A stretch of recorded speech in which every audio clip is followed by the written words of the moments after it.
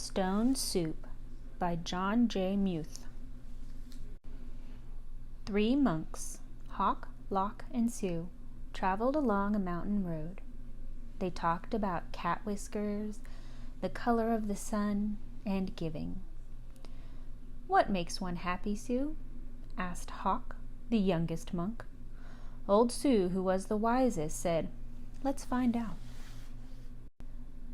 The sound of a bell brought their gaze to the rooftops of a village below.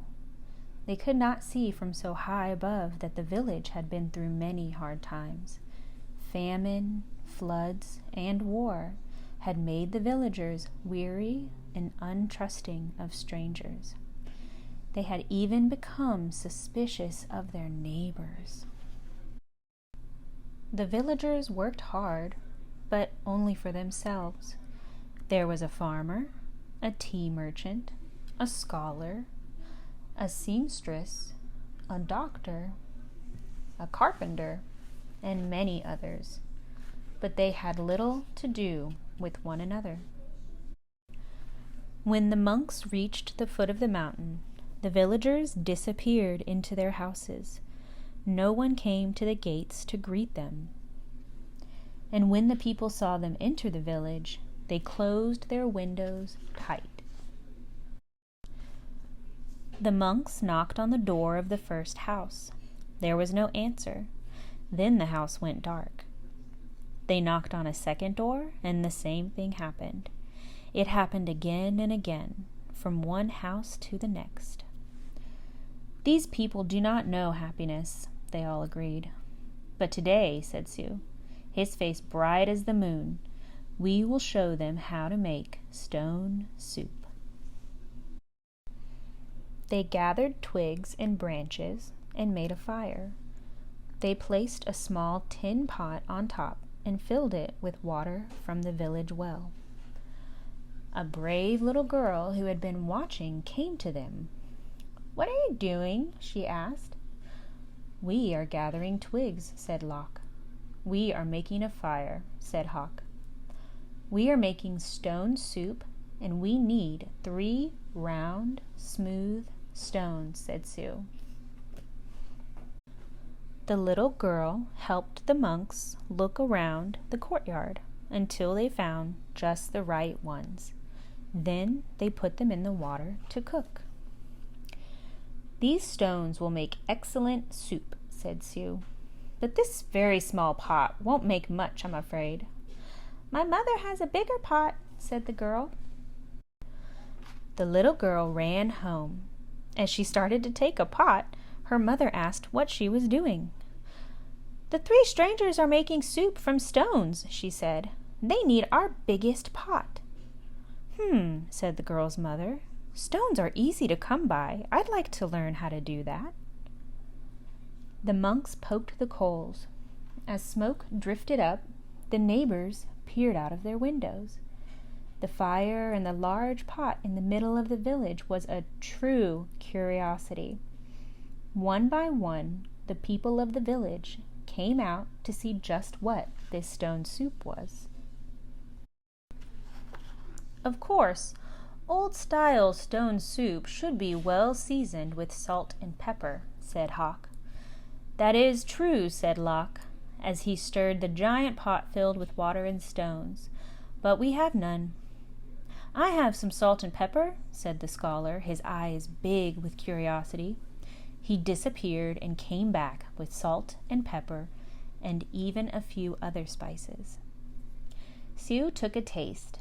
"The last time we had soup stones of this size and color, carrots made the broth very sweet." "Carrots?" said a woman from the back. "I may have a few carrots, but just a few." And off she ran. She returned with as many carrots as she could carry and dropped them into the pot. "Do you think it would be better with onions?" asked Hawk. "Oh yes, maybe an onion would taste good," said a farmer, and he hurried off.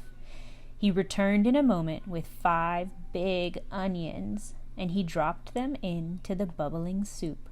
"Now that's a fine soup," he said. The villagers all nodded their heads, as the smell was very agreeable. "But if only we had some mushrooms," said Sue, rubbing his chin.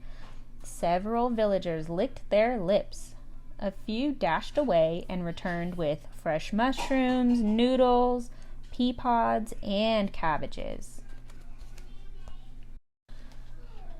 Something magical began to happen among the villagers. As each person opened their heart to give, the next person gave even more. And as this happened, the soup grew richer and smelled more delicious. "I imagine the emperor would suggest we add dumplings," said one villager. "And bean curd," said another. "What about cloud ear and mung beans and yams?" cried some others. "And taro root and winter melon and baby corn," cried other villagers. "Garlic, ginger root, soy sauce, lily buds." I have some," people cried out, and off they ran, returning with all they could carry. The monks stirred and the pot bubbled. How good it smelled! How good it would taste! How giving the villagers had become! At last the soup was ready. The villagers gathered together. They brought rice and steamed buns.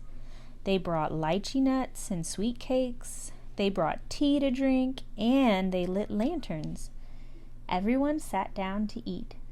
They had not been together for a feast like this for as long as anyone could remember. After the banquet, they told stories, sang songs, and celebrated long into the night. Then they unlocked their doors and took the monks into their homes and gave them very comfortable places to sleep. In the gentle spring morning, everyone gathered together near the willows to say farewell. "Thank you for having us as your guests," said the monks. "You have been most generous." "Thank you," said the villagers. "With the gifts you have given, we will always have plenty. You have shown us that sharing makes us all richer.